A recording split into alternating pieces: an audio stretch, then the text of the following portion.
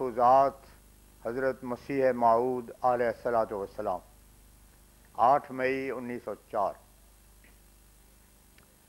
مجلس میں ایک امرتسری ملا کا ذکر آیا کہ وہ کہتا ہے کہ 1 سال گزر گیا تو کیا ہوا، ابھی آگے دیکھنا چاہیے۔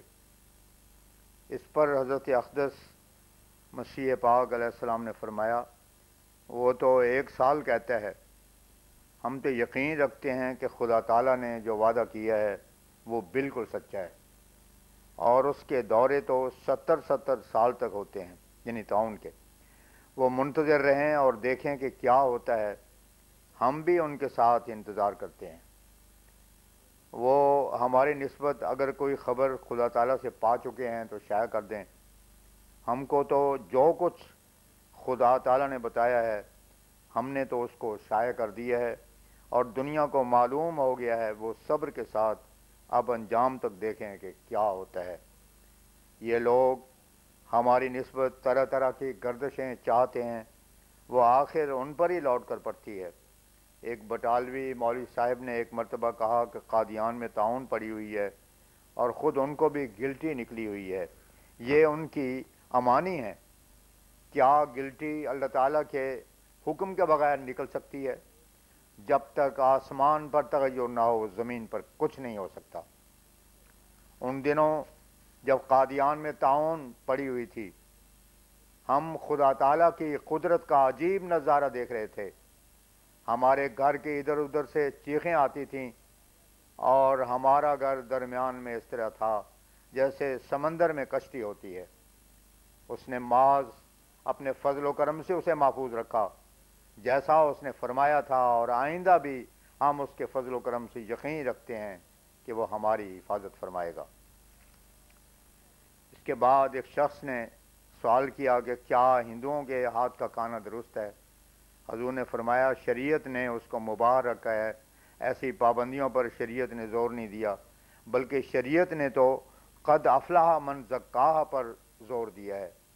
حضرت صلی اللہ علیہ وسلم آرمینیوں کے ہاتھ کی بنی ہوئی چیزیں کھا لیتے تھے، اور بغیر اس کے گزارا بھی تو نہیں ہوتا۔ ایک شخص نے تسبیح کے متعلق پوچھا کہ تسبیح کرنے کے متعلق حضور کیا ارشاد فرماتے ہیں؟ فرمایا، تسبیح کرنے والے کا اصل مقصود گنتی ہوتا ہے، اور وہ اس گنتی کو پورا کرنا چاہتا ہے۔ اب تم خود سمجھ سکتے ہو کہ یا تو وہ گنتی پورا کرے اور یا توجہ کرے، اور یہ صاف بات ہے کہ گنتی کو پوری کرنے کی فکر کرنے والا سچی توبہ کر ہی نہیں سکتا۔ انبیاء علیہ السلام اور کاملین لوگ جن کو اللہ تعالیٰ کی محبت کا ذوق ہوتا ہے اور جو اللہ تعالیٰ کے عشق میں فنا شدہ ہوتے ہیں، انہوں نے گنتی نہیں کی اور نہ اس کی ضرورت سمجھی۔ اہل حق تو ہر وقت خدا تعالیٰ کو یاد کرتے رہتے ہیں، ان کے لیے گنتی کا سوال اور خیال ہی بیہودہ ہے۔ کیا کوئی اپنے محبوب کا نام گن کر لیا کرتا ہے؟ اگر سچی محبت اللہ تعالیٰ سے ہو اور پوری توجہ اللہ ہو تو میں نہیں سمجھ سکتا کہ پھر گنتی کا خیال پیدا ہی کیوں ہوگا۔ وہ تو اسی ذکر کو اپنے روح کی غذا سمجھے گا، اور جس قدر کثرت سے کرے گا زیادہ لطف اور ذوق محسوس کرے گا، اور اس میں اور ترقی کرے گا۔ لیکن اگر محض گنتی مقصود ہوگی تو وہ اسے ایک بیگار سمجھ کر پورا کرنا چاہے گا۔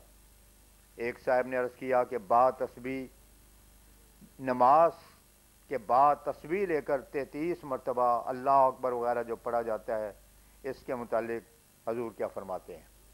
فرمایا، حضرت صلی اللہ علیہ وسلم کا واعظ حسب مراتب ہوا کرتا تھا، اور اسی حفظ مراتب نہ کرنے کی وجہ سے بعض لوگوں کو مشکلات پیش آئی ہیں، اور انہوں نے اعتراض کر دیا ہے کہ فلاں 2 احادیث میں باہم اختلاف ہے۔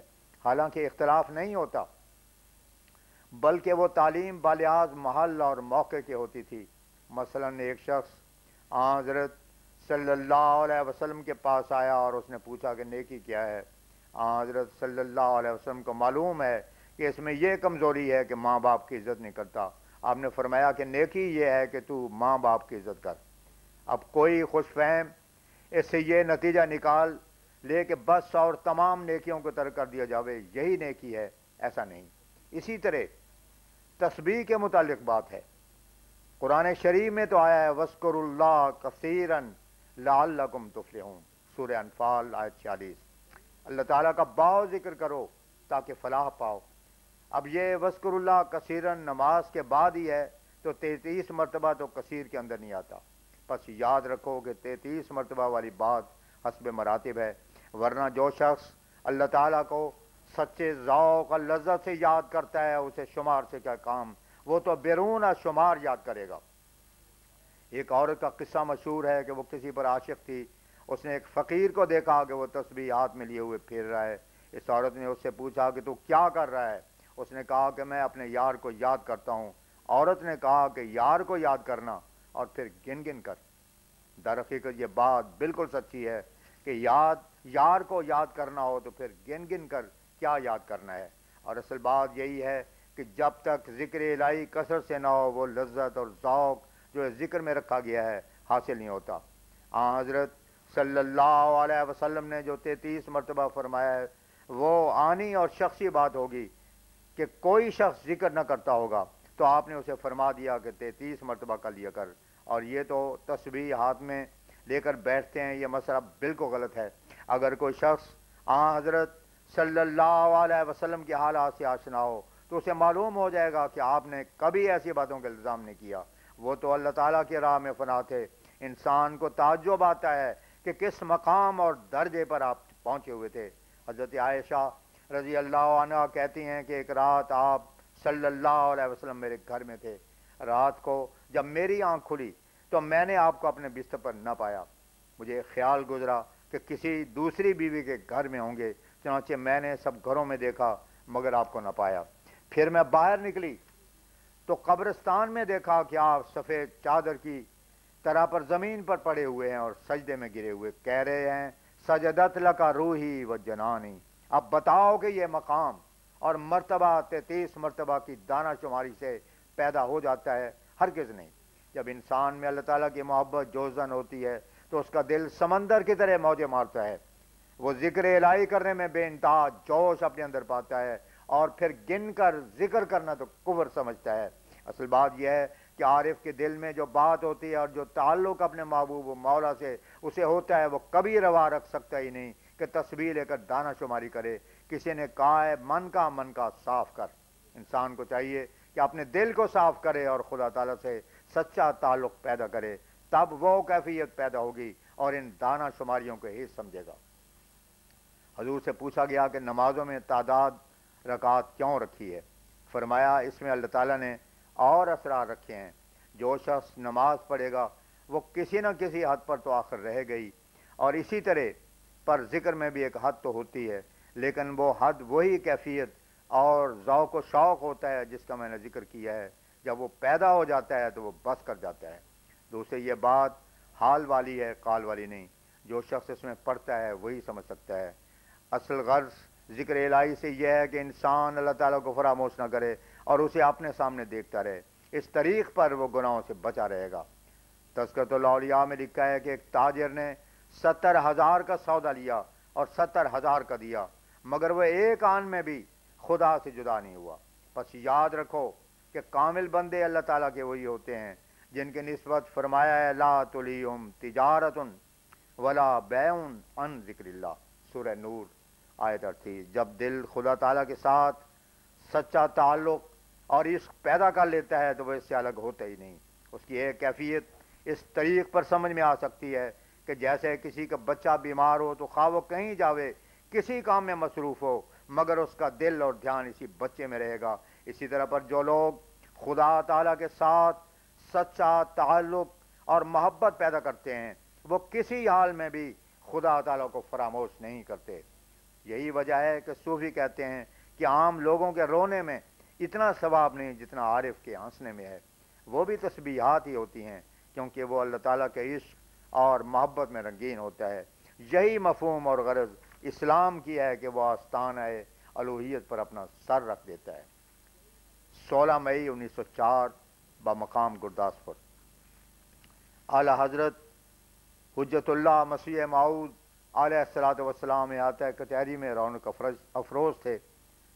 حضور نے دنیا کی تلخیوں اور ناکامیوں پر فرمایا کہ مصنوی میں لکھا ہے دست دنیا جز دبو جز دام نیست جز بخلوت گائے حق آرام نیست۔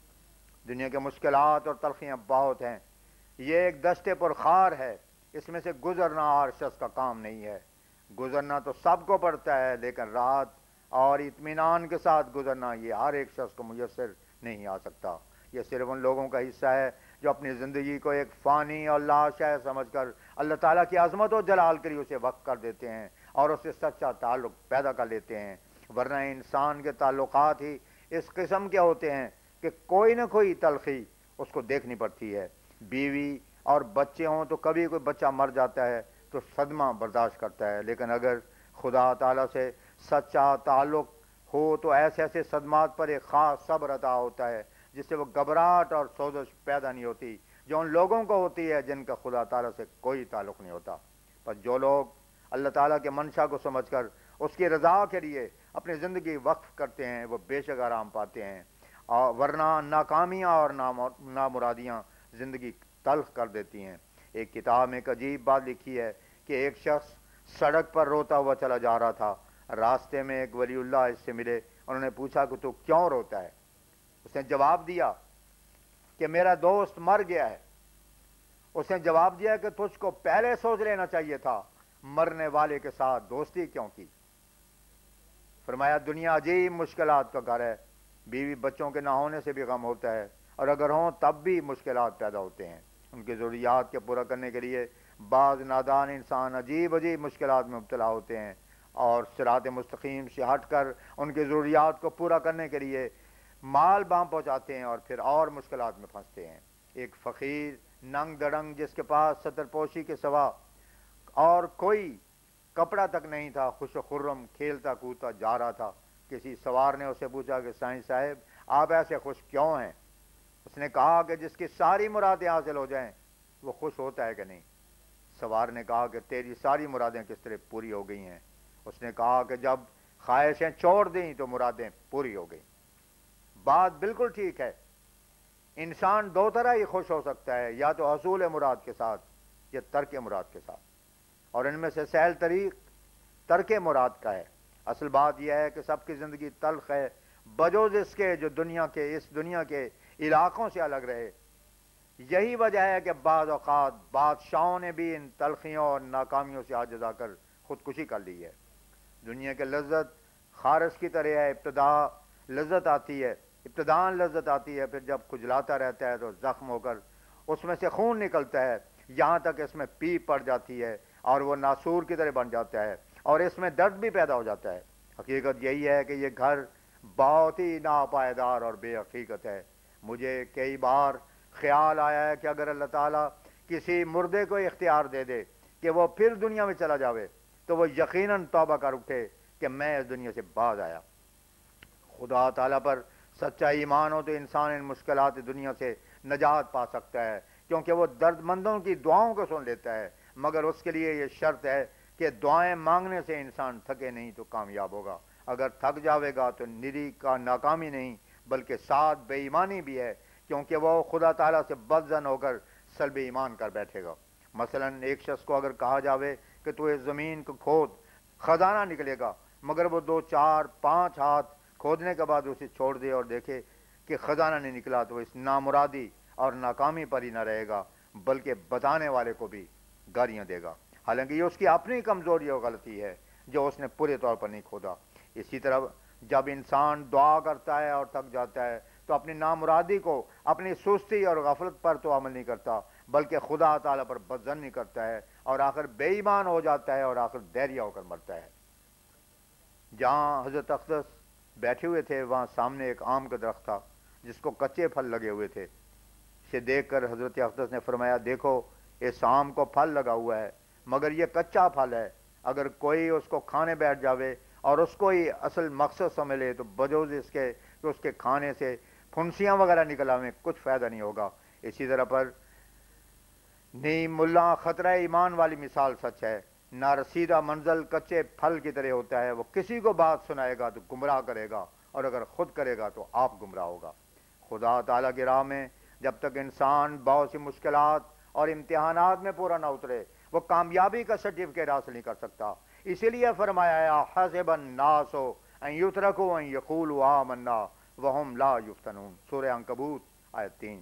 کیا لوگ گمان کرتے ہیں کہ اللہ تعالیٰ محض اتنی بات پر راضی ہو جاوے کہ وہ کہہ دیں کہ ہم ایمان لائے اور وہ آزمائے نہ جاویں. ایسے لوگ جو اتنی بات پر اپنی کامیابی سمجھتے ہیں وہ یاد رکھیں انہی کے لیے دوسری جگہ آیا ہے وما هم بمؤمنین سورہ بقرہ آیت 9. اور ایسے ہی ایک جگہ فرمایا قالت الاعراب آمنا قل لم تؤمنوا ولکن قولوا اسلمنا سورہ حجرات آیت 15. یعنی تم یہ نہ کہو کہ ایماندار ہو گئے بلکہ یہ کہو کہ ہم نے مقابلہ چھوڑ دیا ہے اور اطاعت اختیار کر لی ہے. بہت سے لوگ اس قسم کے ہوتے ہیں. کامل ایماندار بننے کے لیے مجاہدات کی ضرورت ہے اور مختلف ابتلاؤں اور امتحانوں سے ہو کر نکلنا پڑتا ہے. گوین سنگ لال شبد در مقام صبر آرے شبد ولیک بخونے جگر شبد.